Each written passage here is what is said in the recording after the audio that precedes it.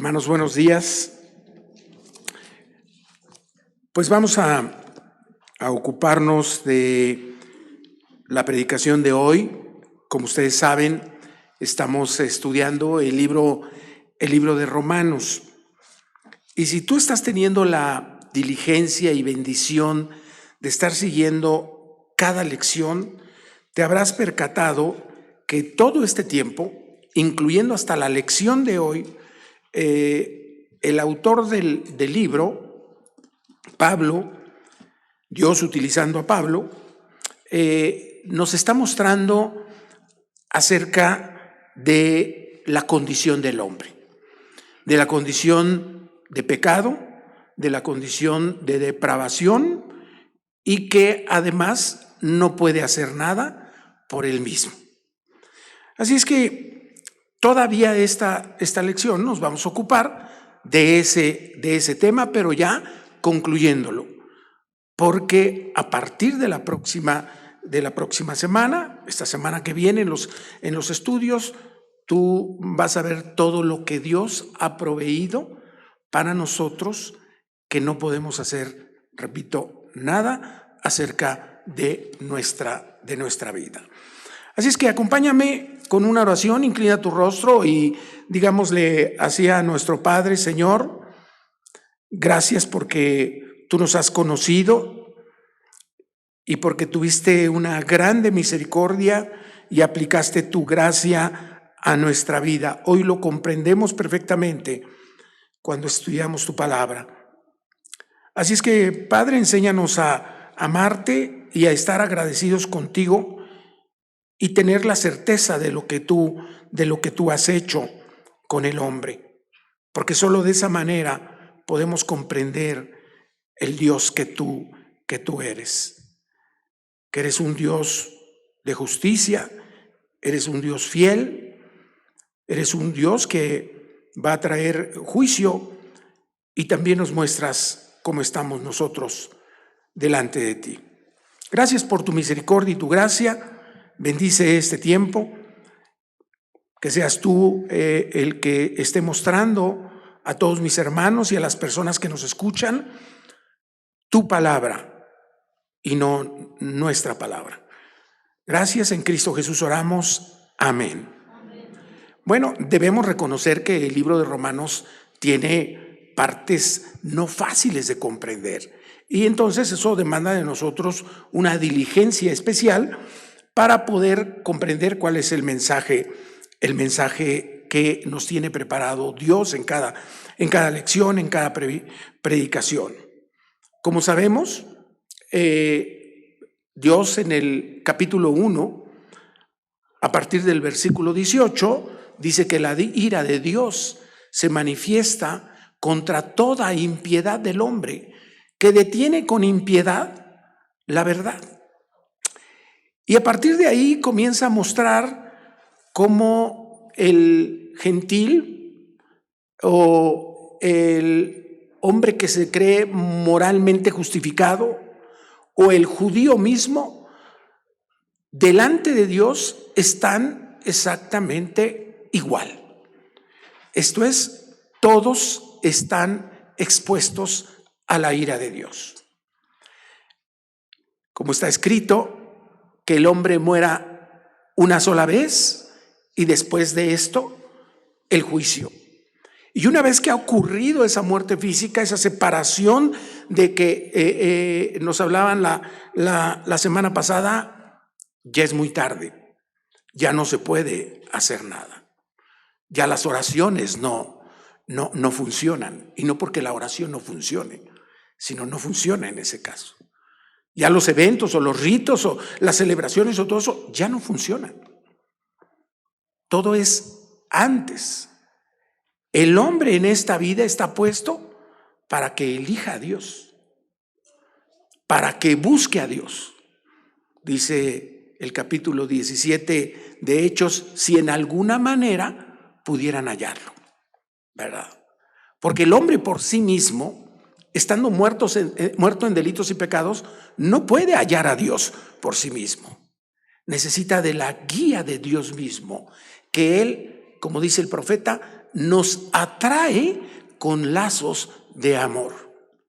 Y por una razón muy sencilla, por el tema del arrepentimiento, porque Dios va en esta dirección y el hombre va en esta dirección y necesita arrepentirse y darse media vuelta y seguir a Dios cuando Dios lo está buscando, que es todo el tiempo.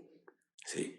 Por eso esa visión que nosotros tenemos de los dos caminos y de las dos puertas, que pensamos que está aquí una y aquí está la otra, y nosotros elegimos, no tiene base bíblica. Una puerta está allá y la otra puerta está allá. Y normalmente el hombre va en sentido contrario. Y el hombre no elige, lo que Dios hace es llevarlo a la puerta correcta. E incluso todo lo que hacemos, incluyendo lo que nosotros llamamos la decisión, Dios la provee, el arrepentimiento. Se nos ha concedido arrepentirnos. Por nosotros mismos no nos podemos arrepentir. Y bueno, el moralista, el que se cree bueno delante de Dios, y el gentil que dice, bueno, pero no es mi Dios, y el judío dice, pero yo soy el pueblo de Dios, están todos igualmente expuestos a la ira de Dios. Pero ahora Pablo quiere aclarar algunas dudas que seguramente hay todavía antes de presentarte el evangelio por la gracia y por la justicia en Cristo Jesús.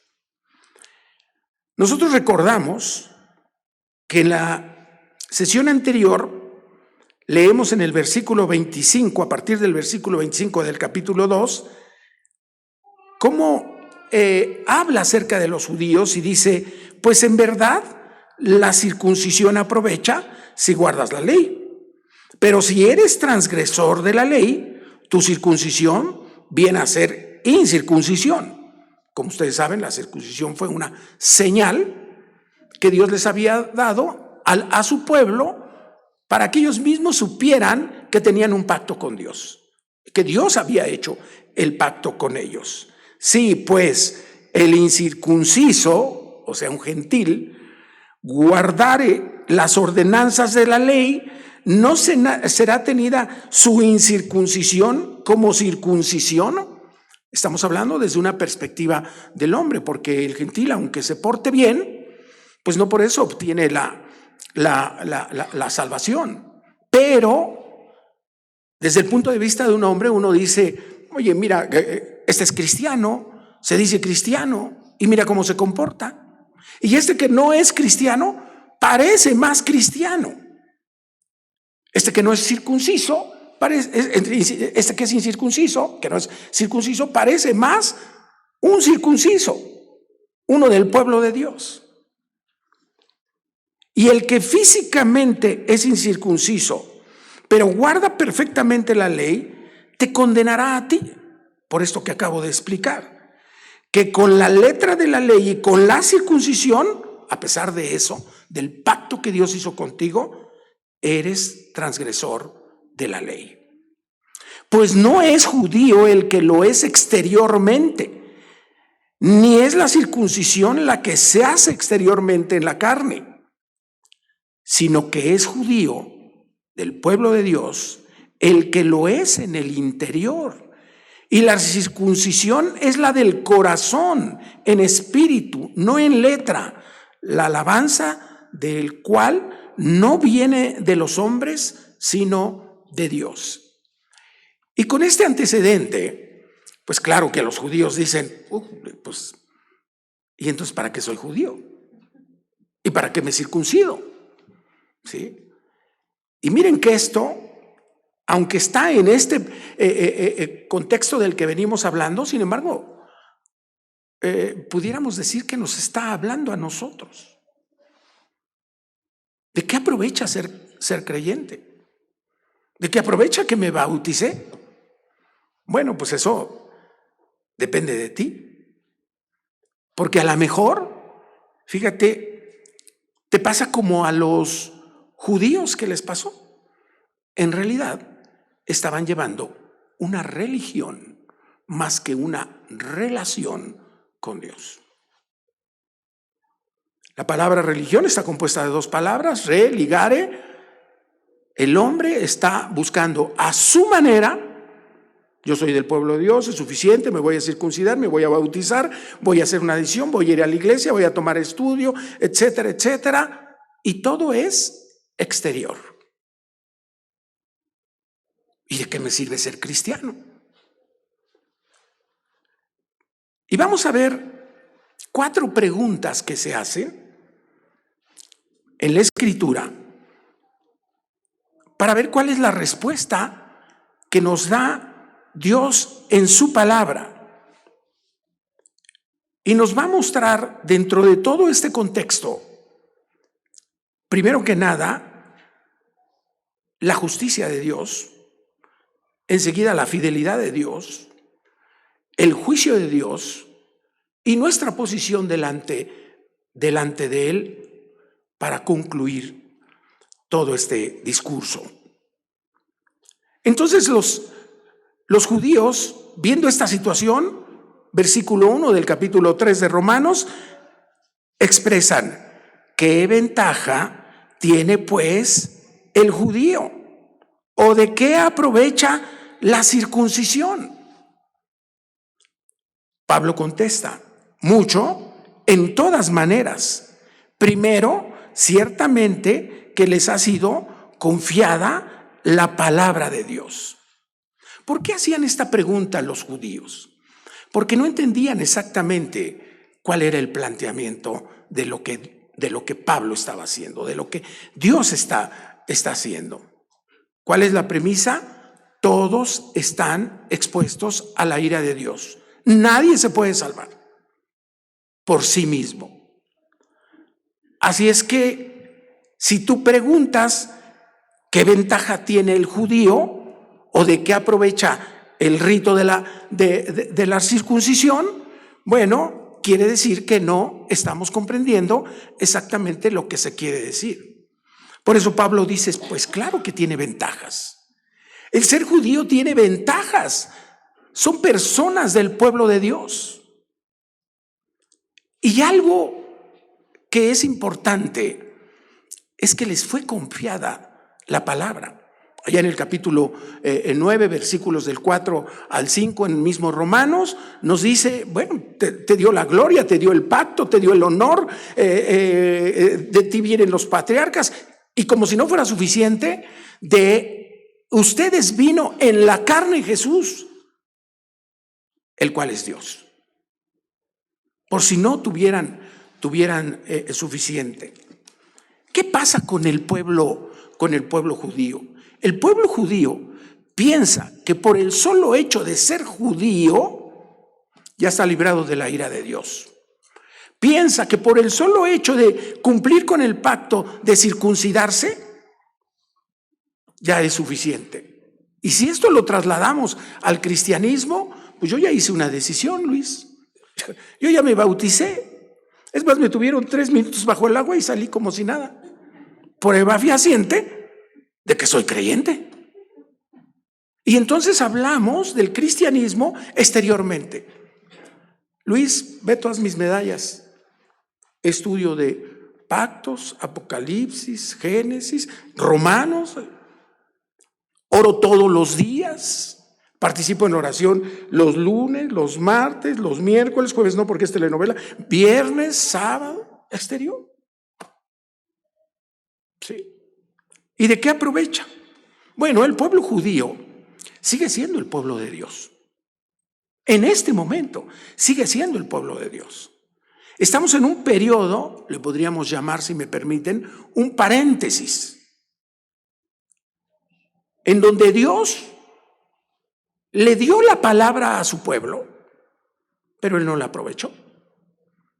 Dios hablaba con ellos, pero ellos no lo aprovecharon. Prefirieron irse tras los ídolos y otras cosas más. Entonces Dios, que estaba hablando con ellos, imaginen un teléfono, hoy que usando estas palabras modernas, los puso en hold. No sé qué quiera decir eso, pero ustedes seguramente sí me entienden. Los puso en hold, entramos al periodo de la gracia, a lo suyo vino, no lo recibieron, ¿me esperas? Y todo aquel que recibe a Jesucristo de los gentiles y de cualquier nacionalidad, incluyendo los judíos, que recibe a Cristo y cree en Él, tiene el derecho, la potestad de ser llamado hijo de Dios. Y ahorita está tratando con los gentiles, está hablando con los gentiles, nos dio su palabra. Ellos tienen nada más el Antiguo Testamento. Nosotros tenemos el Antiguo y el Nuevo Testamento. Y tú y yo, cuando preguntamos, bueno, ¿y qué ventaja tiene el ser cristiano? Pues nada más que tiene su palabra. Y que en ti sí produce fruto. Si tú le dices a un inconverso, tú solamente obedece la palabra de Dios, va a decir, ¿cómo si no tengo el Espíritu Santo? Requiere un cambio, un nuevo nacimiento. Entonces va a llegar un momento, dice la Escritura, que cuando sea completado el tiempo de los gentiles, cuando todos los gentiles que Dios tiene determinado sean salvos, entonces Israel será salvo. Así es que cuando preguntan qué ventaja tiene, vamos al capítulo 11, ahí mismo de Romanos, adelantémonos un poquito. En esto vamos a estar trabajando por allá por julio, agosto a lo mejor. Fíjate lo que dice el capítulo 11. Digo pues, ¿ha desechado Dios a su pueblo? O sea, a los judíos. En ninguna manera. Porque también yo soy israelita, de la descendencia de Abraham, de la tribu de Benjamín. ¿No ha desechado Dios a su pueblo, al cual desde antes conoció? ¿O no sabéis que dice de Elías la Escritura, cómo invoca a Dios contra Israel diciendo, ya sabes, si ahí estaba, todo eso, yo soy el único que queda, el único santo, y así de repente hay cristianos, yo soy el único santo aquí en la iglesia. Debemos de tener cuidado con eso, ¿no? Señor, a tus profetas han dado muerte y tus altares han derribado, y solo yo he quedado y procuran matarme. Pero, ¿qué dice la divina respuesta? Me he reservado 7,000 hombres que no han doblado la rodilla delante de Baal. Así también, aún en este tiempo, ha quedado un remanente escogido por gracia. Y si por gracia, escucha esto, ya no es por obras. De otra manera, la gracia ya no es gracia. Y si por obras, ya no es gracia. De otra manera, la obra ya no es obra. ¿Qué pues? Lo que buscaba Israel no lo ha alcanzado, pero los escogidos sí lo han alcanzado. Y los demás fueron endurecidos. ¿Y todo esto por quién? Por Dios.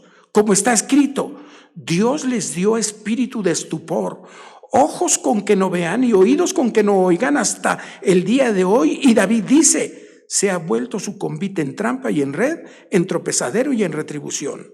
Se han oscurecido sus ojos para que no vean y agóbiales la espalda para siempre. Digo pues, ¿han tropezado los de Israel para que cayesen? En ninguna manera.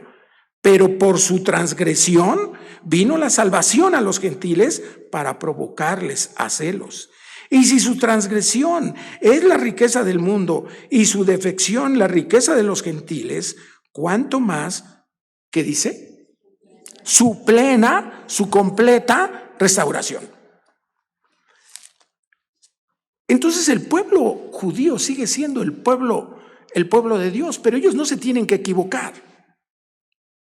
Ellos no deben de pensar que por el solo hecho de ser judíos y el solo hecho de circuncidarse, ya está todo el asunto arreglado y la ira de Dios ya no es contra ellos, porque no es de esa manera.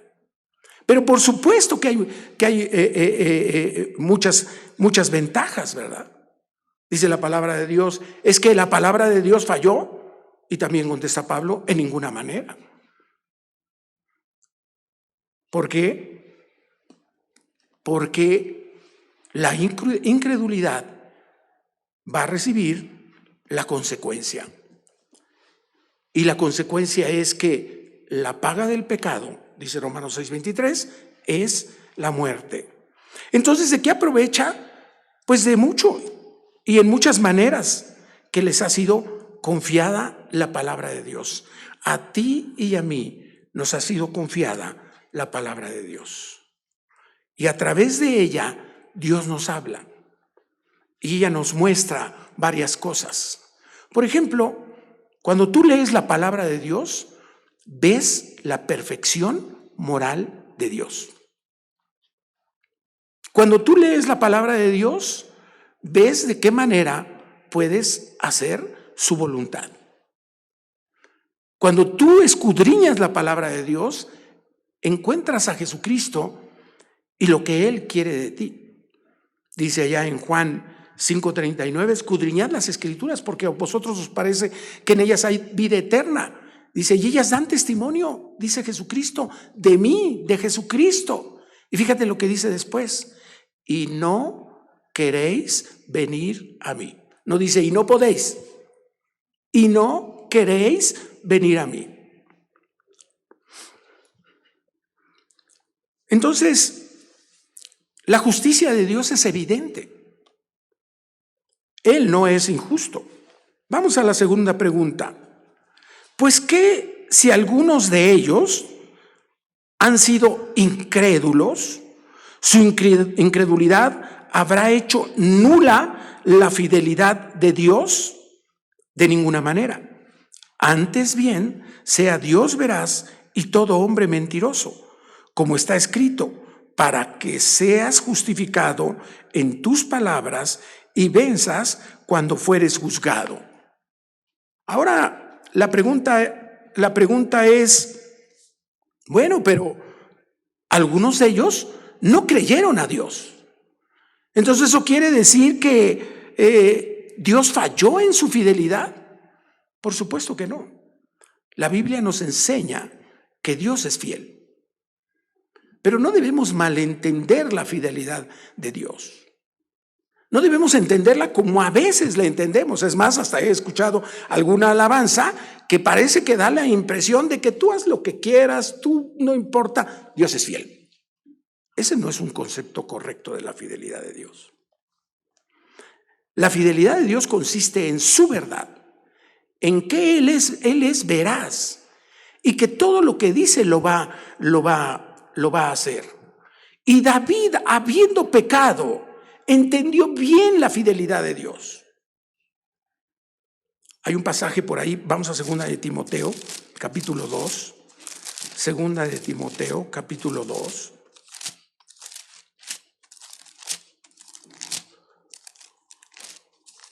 Que nos habla acerca de este punto y que a veces no lo entendemos correctamente. Ve lo que dice el versículo 11 del capítulo 2 de 2 de Timoteo. Ve cómo empieza. ¿Cuáles son las primeras 4 palabras? Palabra fiel es esta. Dios siempre es veraz. Palabra fiel es esta. Si somos muertos con Él, ¿cuál es la consecuencia lógica? También viviremos con Él. Hay una condición y hay una consecuencia. Y tiene que haber armonía entre la condición y la consecuencia. Tú imagínate que dije, si somos muertos con Él, no, pues entonces sí ¿verdad? Viviremos con Él. Porque Él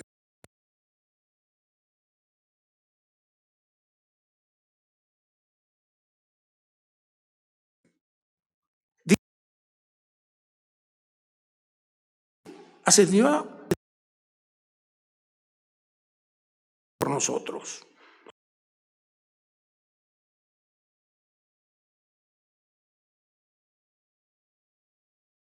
También nos va a negar. Él no nos va a negar. Pues no sería lógico. ¿Qué clase de Dios santo es ese? Si es un Dios veraz, que se va a cumplir lo que dice. Último, si fuéramos infieles, Él permanece fiel. Ah, caray, ¿qué quiere decir eso?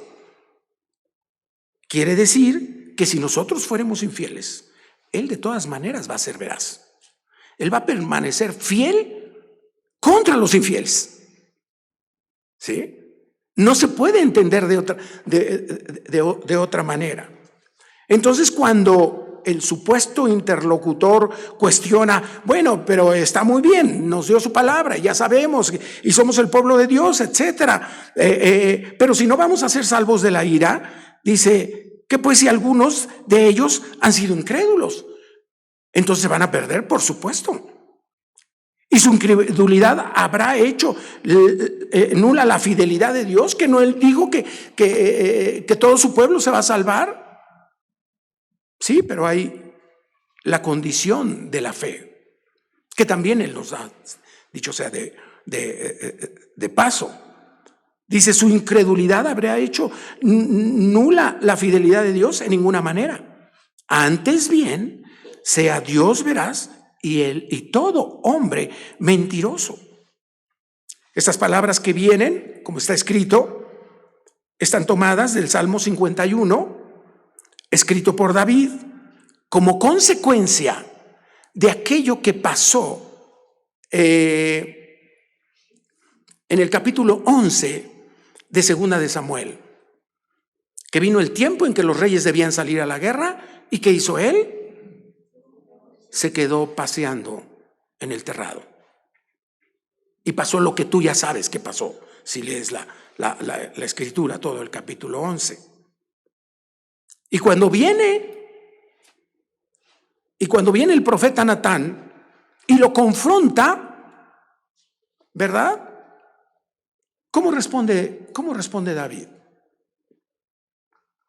Que dijo, bueno, pues es que no podía resistir lo que me pasó. No, su respuesta fue, he pecado contra Jehová. ¿Se acuerdan? No hubo más. ¿Y sabes cuál fue la consecuencia? He pecado contra Jehová. Y la consecuencia fue, y Jehová también ha remitido tus pecados. Y esa es la fidelidad. David se arrepintió. David no cumplió con su responsabilidad, pero David se arrepintió. Y él, cuando escribe el Salmo 51, está teniendo en mente esto que pasó. Vamos al Salmo 51. Está teniendo en mente justamente esa escena. Y ve lo que dice el Salmo 51, nos detendremos en el versículo 4. Así ora un hombre que sabe perfectamente que Dios es veraz y que el hombre es mentiroso y que su verdad va a prevalecer por encima del dicho del hombre. Ten piedad de mí, oh Dios, conforme a tu misericordia, conforme a la multitud de tus piedades, borra mis rebeliones. Lávame más y más de mi maldad y límpiame de mi pecado. Ve lo que dice el versículo 3. Porque yo reconozco mis rebeliones y mi pecado está siempre delante de mí. Contra ti solo he pecado y he hecho lo malo delante de tus ojos. ¿Para qué? Fíjate, para que seas reconocido justo en tu palabra y tenido por puro en tu juicio. ¿Y qué es el tema justamente del cual nos está hablando Pablo en Romanos? Cuando dice, entonces, si algunos incrédulos, su incredulidad habrá hecho nula la fidelidad de Dios, de ninguna manera. Antes bien sea Dios veraz y todo hombre mentiroso, como está escrito, para que seas justificado en tus palabras y venzas cuando fueres juzgado. Justamente cuando el hombre reconoce su pecado y reconoce a Dios, en ese momento, entonces Dios es justificado en sus palabras y vence cuando fuere juzgado. Vamos ahora a la tercera pregunta. Dice el supuesto cuestionador que toma Pablo: y si nuestra injusticia hace resaltar la justicia de Dios, ¿qué diremos? ¿Será injusto Dios que da castigo? Hablo como hombre. Claro, solo así puede pensar el hombre. Si yo soy pecador y eso da origen a la gracia de Dios, pues vamos a abundar entonces en el pecado. Dice, pequemos para que la gracia abunde. Eso solo lo puede pensar un hombre que no tiene a Dios. Oye, entonces, ¿ya Dios me perdonó de todos mis pecados? Sí.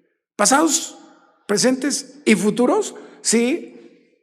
Ya estuvo. Solo un hombre puede pensar de esa manera. Dice, y si nuestra injusticia hace resaltar la justicia de Dios, ¿qué diremos? ¿Será injusto Dios que da castigo? Pues por supuesto que no. Esta forma de concluir es equivocada. Dice, en ninguna manera. De otro modo, ¿cómo juzgaría Dios al mundo? Pero vuelven al argumento. Pero si por mi mentira la verdad de Dios abundó para su gloria, porque aún soy juzgado como pecador. A ver, si yo soy pecador y mientras más peque, la gracia de Dios tiene mayor honor, porque recordemos allá en Lucas 7, a partir del versículo 36, cuando vemos a una mujer que llega de repente y limpia los pies de Jesús y derrama un líquido muy valioso y dice, ¿y ahora qué pasó? Y dice él, ella ama más porque ha pecado más. En cambio, yo llegué contigo y ni siquiera la bienvenida me diste, porque te crees que no eres tan malo. Y la idea es esa, el enfoque está en, muy bien, si tu vida fue una vida de pecado que avergüenza, eso debe de producir en ti un mayor agradecimiento y amor para con Dios. Y no pensar que entonces Dios es el que sale ganando porque su gracia es mayormente exaltada. Eso sería absurdo. Dice, pero si por mi mentira la verdad de Dios abundó para su gloria, ¿por qué aún soy juzgado como pecador? ¿Y por qué no decir, como se nos calumnia, como algunos cuya condenación es justa, como se calumnia a los creyentes? Afirma que nosotros decimos, hagamos males para que vengan bienes. Eso es absurdo. El hombre tiene una responsabilidad. El hombre que conoce a Dios tiene una responsabilidad de agradecer la misericordia y la gracia de Dios y amarlo permanentemente. Y viene la cuarta pregunta, ¿qué pues? ¿Somos nosotros mejores que ellos? En ninguna manera, pues ya hemos acusado a judíos y a gentiles que todos están bajo pecado. Y si bajo pecado, bajo condenación. Y si bajo condenación, bajo la ira de Dios. Entonces, por supuesto que aprovechaba el ser del pueblo de Dios, pero había responsabilidades, así como a los creyentes en la actualidad. Aprovecha el ser cristiano de mucho. Tenemos la posibilidad, fíjate, de hablar con Dios,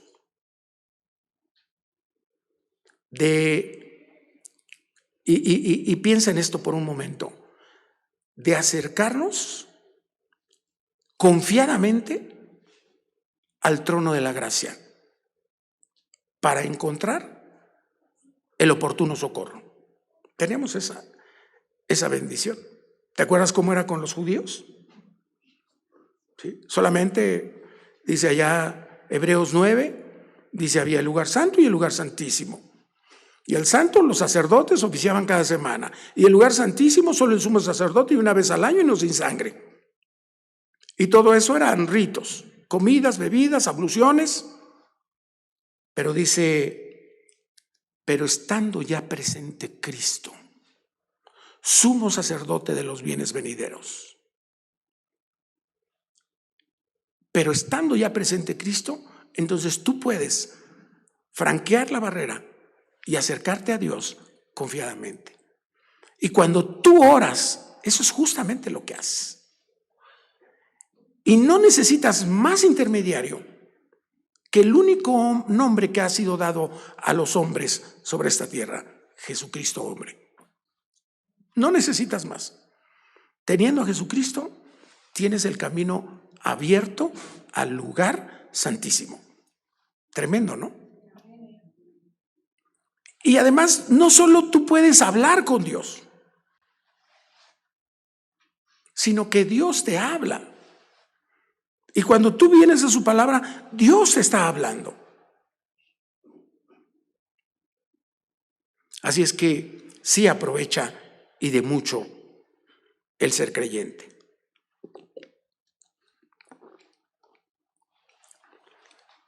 Y luego viene, para concluir ya esta porción, que concluye en el versículo 20, porque ya vamos a empezar a ver cómo es la justicia de Dios a través de Jesucristo en este periodo de gracia. Y para que vea que todos están bajo pecado y bajo condenación y bajo la ira de Dios, él dice, como está escrito, un principio de universalidad. No hay justo ni aún uno, porque somos injustos. No hay quien entienda, no hay quien busque a Dios, porque somos necios. Todos se desviaron, a unas se hicieron inútiles, porque somos inútiles, lo dice la Escritura, ¿verdad? No hay quien haga lo bueno, no hay ni siquiera uno, porque tenemos la maldad por naturaleza. Ve a la hoja siguiente, en el capítulo 5 de Romanos, y ve lo que dice. Versículo 6 del capítulo 5 de Romanos. Porque Cristo, cuando aún éramos ¿qué? A su tiempo murió por los ¿quiénes? Ciertamente apenas morirá alguno por un justo. Con todo, pudiera ser que alguno osara morir por el bueno. Mas Dios muestra su amor para con nosotros, como nos ha descrito en los versículos que acabamos de leer en Romanos 3, en que siendo aún pecadores, Cristo murió por nosotros. Versículo 10, porque si siendo enemigos fuimos reconciliados con Dios por la muerte de su Hijo, mucho más, estando reconciliados, seremos salvos por su vida. Pero no nada más describe lo que somos en los versículos del 10 al 12, sino también lo que hacemos. Versículo 13, todas estas palabras resuenan en nosotros y nos describen, pero Dios quiere que entendamos eso. Ninguno de nosotros hizo algo que merezca para ser salvo.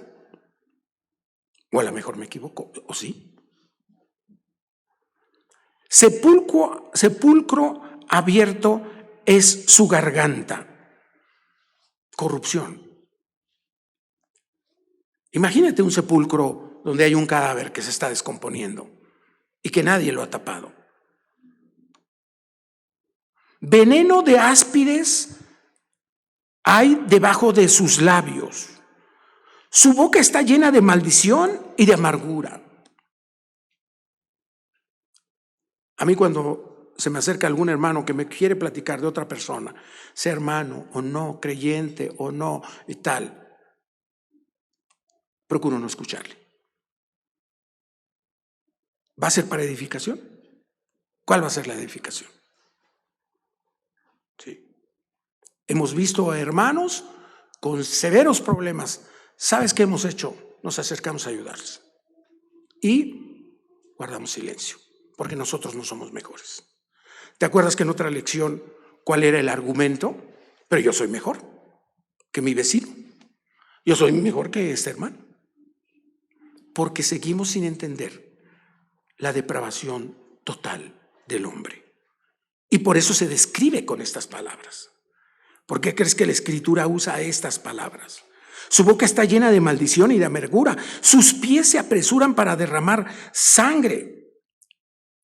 Pero ¿sabes qué objeción tenemos en contra de esto? De esto último. Oye, Luis, pero yo nunca he cometido homicidio. ¿Y qué tal si leemos Mateo 5:22? Y que dice, si tú te enojas con tu hermano, o si tú le llamas fatuo a tu hermano, presumido, orgulloso, lo que tú quieras, ya cometiste homicidio. No, sí, ese es el nivel de la justicia de Dios. Por eso cuando nosotros nos comparamos con Dios, llegamos a estas conclusiones. Y eso es lo que quería Pablo, que el gentil, que el judío, que el moralista dijeran y terminaran diciendo, soy pecador y necesito a Dios. Y mucha gente que nos está escuchando, que no cree que esté en pecado, para ellos está escrito también esto, para que reconozcan que todos están bajo pecado, condenación e ira. Necesitan nacer de nuevo. Quebranto y desventura hay en sus caminos. Dice Santiago allá en el capítulo 3, versículo 9. Fíjense qué palabras usa. No es posible, en alguna versión coloquial, dice, no es posible que el hombre, con la misma lengua que bendice, con esa misma maldiga a los otros hombres que están hechos a la imagen de Dios. Inaudito. Inaudito. Entonces todo esto nos enseña para, si nosotros ya hicimos una decisión y si ya somos del pueblo de Dios, entonces tenemos que refrenar nuestros pies, nuestras manos, nuestra boca, nuestra lengua, porque no hay justo, ni aún uno. ¿Cómo pues vamos a juzgar a los demás? Lo vimos en el capítulo 2. ¿Sí te das cuenta? ¿Y a qué nos lleva eso? Dice versículo 17, y no conocieron camino de paz. Claro, no tienen paz. ¿Y por qué? Porque no hay temor de Dios delante de sus ojos. Dice la Escritura, el principio de la sabiduría es... Se lo saben muy bien, ¿verdad? Terminemos, pero sabemos que todo lo que la ley dice, lo dice a los que están bajo la ley, quienes eran los judíos, para que toda boca se cierre y todo el mundo quede bajo el juicio de Dios. No hay argumento delante de Dios. ¿Qué vas a decir? ¿Cómo podemos justificar cuando abrimos la boca? ¿Cómo podemos justificar cuando pensamos algo? No hay manera. ¿Sí? Ya que por las obras de la ley, ningún ser humano será justificado delante de él. Las obras no nos van a ayudar a ser salvos, a justificarnos delante de él, porque por medio de la ley es el conocimiento del pecado. Fíjate, la ley en el fondo no fue dada para que la cumpliéramos. Dios sabía que no podíamos cumplirla. Aunque, aclaro, y no es contradicción, sí tenemos que cumplir la ley, pero sabemos que no podemos cumplir la ley. Porque la ley, al final de cuentas, tenía otras funciones. Nos mostraba el carácter de Dios, nos mostraba que nosotros éramos pecadores, nos mostraba el pecado, nos mostraba que no podíamos cumplir el pecado. Porque cuando la ley decía que yo me enojaba con mi hermano y de repente me enojaba y no podía hacer nada. Y ya con eso era suficiente para decir, no pude cumplir la ley. Porque ese era el propósito de la ley. Y finalmente era nuestro ayo, porque su propósito era decir, soy pecador, no puedo cumplir con la ley, por más que me he esforzado, necesito a Dios. Te llevaba a Dios. Te mostraba que el único camino de salvación es Cristo. Porque por medio de la ley es el conocimiento del pecado. El propósito de la ley no era, escucha esto, hacernos más buenos, porque eso era llevarnos a las obras.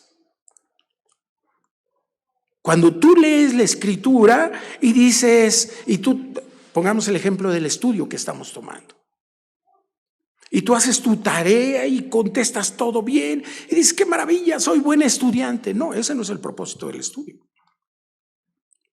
El propósito del estudio es darnos cuenta que necesitamos saber más y conocer más de Dios. El cuaderno es un pretexto, que tenemos que leer su palabra. Y cuando yo hago el estudio digo, caray, pues sí, necesito venir más a Dios. Igual la ley.